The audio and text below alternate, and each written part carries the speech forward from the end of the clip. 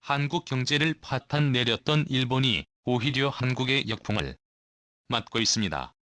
2년 전 일본이 수출을 막았던 핵심 소재를 한국에 잇따라 개발하면서 일본의 치명타를 안겨주고 있기 때문인데요.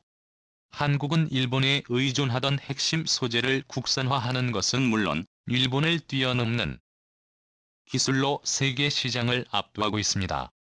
반면 정부의 수출 규제로 애가 탄 일본 소재 업체들은 줄줄이 쓰러지고 있어 일본이 크게 당황하고 있습니다. 재계 의제가 넘어간 꼴이 된 일본은 국제사회에서도 비웃음을 면치 못하고 있는데요. 이로써 한일 무역 전쟁의 승자가 된 한국의 다음 타깃은 바로 중국입니다. 최근 묘소대란을 일으킨 중국이 한국 경제를 흔들려고 했지만 위기에 더욱 강해지는 한국은 점차 안정세를 찾아가고 있는데요. 이참에 한국은 탈중국화를 실현하겠다며 중국 전해기에 돌입했습니다. 오늘은 한국의 수출 규제를 단행했던 일본이 약으로 경제 파탄에 몰리게 된 이유는 무엇이며 한국을 위기로 몰아넣으렸던 중국이 NX 혹독한 대가를 치르고 있는 상황에 대해 알아보겠습니다.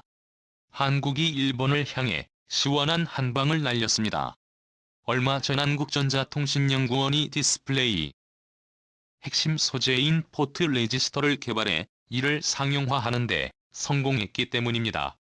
이 소식을 들은 일본은 믿을 수 없다며 충격에 휩싸였는데요. 일본이 이렇게 나오는 데는 이유가 있습니다. 이 포트 레지스터는 과거 한국과 일본의 무역 분쟁 당시 가장 논란이 됐던 소재이기 때문입니다. 2019년 7월 일본은 한국의 반도체 산업에 타격을 주기 위해 반도체와 디스플레이 관련 소재의 수출을 차단해버렸습니다. 이로 인해 한국의 반도체 업계는 유례 없던 비상사태를 겪어야 했는데요. 특히 가장 문제가 됐던 것은 불화수소와 불화폴리 이미지 포털의 리스트 등 3대 핵심 소재입니다. 이 중 포털의 리스트는 디스플레이나 반도체 미세회로를 만들 때 사용하는 소재로 당시 포털의 리스트는 일본산 제품의 품질이 좋다는 인식이 컸는데요. 게다가 이를 대체할 만한 국산 제품이 없다는 불안감에 한국은 상당한 타격을 입을 수밖에 없었습니다. 이를 알고 있던 일본은 이번이야말로 한국을 망하게 할 좋은 기회라며 한껏 들떴습니다. 연휴 관련 기사를 쏟아내며 스스로를 잡아서 전하기 바빴는데요. 그런데 일본의 바람과 달리 보란듯이 기술 자립을 통해 국산화에 성공했습니다. 그것도 일본의 예상보다 훨씬 빠르게 그리고 훨씬 강력하게 타이 일본화를 실현한 것입니다. 그런데 한국의 포털을 지스트 개발에 일본이 당황하는 데는 또 다른 이유가 있습니다.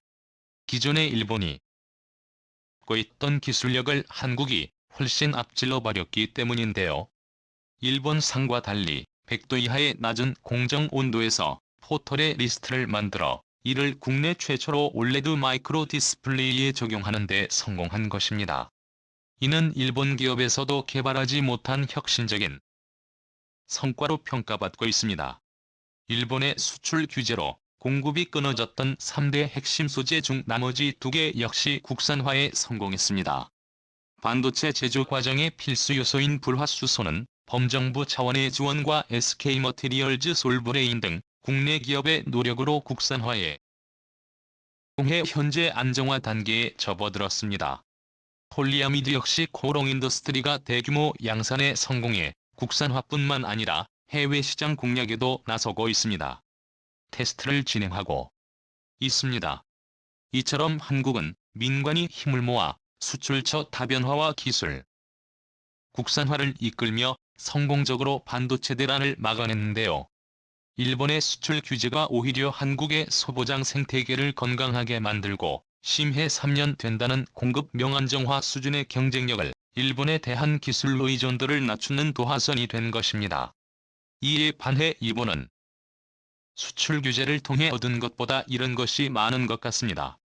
수출 규제 2년이 지난 지금 타격을 받은 쪽은 오히려 일본이라는 결과가 나왔는데요. 한국으로 핵심 소재 부품을 수출하던 일본의 업체들이 경영난을 호소하며 하나둘 쓰러지고 있기 때문입니다. 이를 방증하듯 일본의 니혼 게이제이 신문은 일본이 지난해 한국에 수출한 부서 소속 규모는 소재의 국산화도 가속화 90%가량 줄었고 이를 통해 연간 60억엔의 매출 타격을 입었다고 보도했습니다.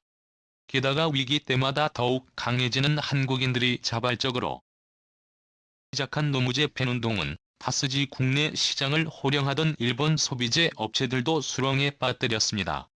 편의점 매대마다 일본 맥주가 퇴출되면서 일본 맥주 수입은 반토막이 났고 12승 이하 일본 승용차 수입에 역시 2014년 12억 9,130만 달러에서 지난해 8억 4,401만 달러로 줄었습니다.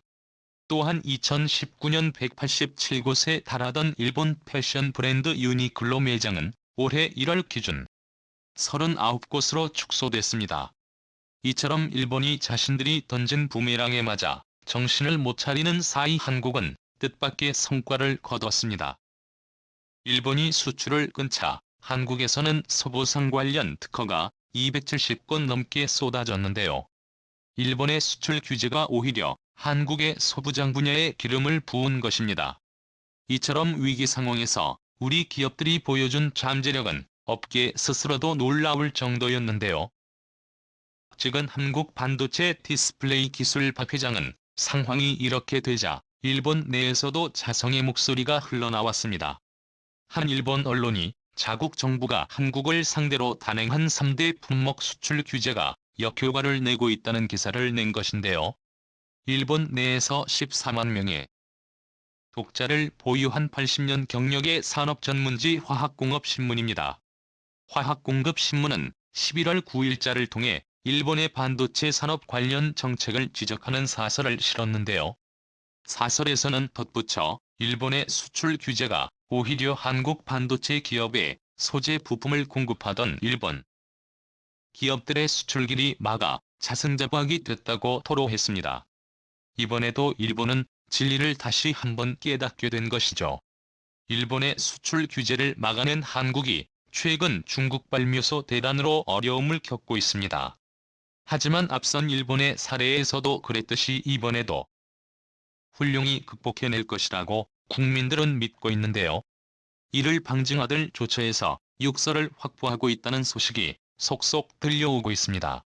한국 기업들이 중국 측과 계약한 묘소 18,700톤이 국내로 반입될 것으로 확인된 가운데 김현종 전 청와대 외교안보 특보가 묘소 해결을 위해 사우디아라비아 업체와 접촉한 사실을 공개했습니다. 사우디아라비아 석유화학 업체인 에이사베겜의 유수프 매년 대표이사를 만난 자리에서 11월 초까지 묘소 2,000톤 수출이 가능하며 향후 연간 8만 톤까지 수출이 가능하다는 얘기를 들었다고 전했습니다. 그런가 하면 정부 차원의 노력도 성과를 보이고 있습니다. 산업통상자원부 박진규 2차관은 11일 대한무역투자진흥공사에서 열린 공급망 안전점검회의에서 중국의 호주 등 10개국에서 묘소 수입 프로젝트를 추진하고 있으며 통해 최대 호소 3만 톤 차량명 묘소 소 700만 리터를 확보할 수 있을 것으로 기대된다고 밝혔습니다. 이로써 한국은 묘소 부족 사태에 급한 불을 끄고 진정세로 접어들고 있는데요. 하지만 이게 끝이 아닐 가능성이 많습니다. 그래서 아직은 마음을 놓을 수가 없는데요. 우리나라가 중국을 포함해 단 한 나라의 80% 넘게 수입에 의존하고 있는 품목은 무려 3,900여 개에 달하기 때문입니다. 이는 전체 수입 품목 10개 가운데 3개에 해당하는 수치인데요. 만약 이들 품목에 대한 수입이 멈추면 국내 산업이 직격탄을 맞는 건 불보듯 뻔한 상황입니다. 즉 제2, 제3의 묘소 대란이 언제든 반복될 수 있다는 얘기입니다. 사실 묘소 하나가 이렇게 큰 문제를 일으킬 거라고 아무도 예상하지 못했습니다. 일본이 수출을 막은 3대 핵심 소재 같은 전략 물자도 아니고 특별한 기술이 필요한 것도 아니기 때문인데요. 그날 구군하던 묘소가 불러온 파동을 겪으며 한국은 많은 것을 느끼고 있습니다. 이에 한국 정부는 이번 뮤소 사태를 거울 삼아 필수 품목에 있어 특정 국가에 대한 의존도를 줄이고 수입선 다변화를 대하겠다고 발표했습니다. 동시에 부품 소재 국산화 노력을 서둘러 해외 의존도를 개선할 거라는 계획도 내놨는데요. 어쩌면 이번 사태가 탈중국화를 하려는 한국에게 천재일 위기,